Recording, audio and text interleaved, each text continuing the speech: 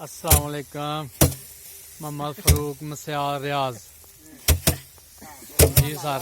अज फिर सर आए हैं मुंजी फंडन सुपर अगे 09 ही सुपरी ही अज माशाल्लाह सुपर है।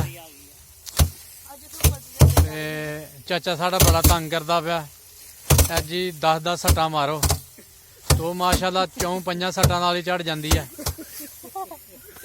चाचा साड़ा। ते कोई नहीं गल झाड़ी जानी है 20 सट्टा मारांगे फिर भी चढ़ जानी है।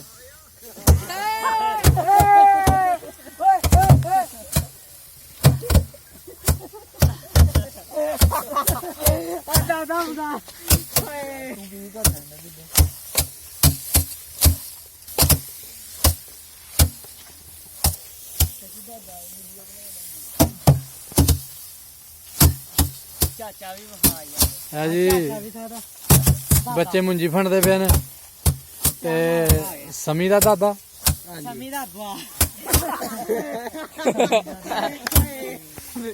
है चाचा ऐ याद रहन समी दा दादा है देखो जी चाचा साडा। चाचा तू घर ही रहना है यार।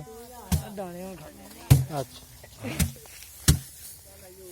नदीम साहब ने जी इन्हों काकड़ा माशाल्लाह बड़ा निकले दा वेले बंदे ने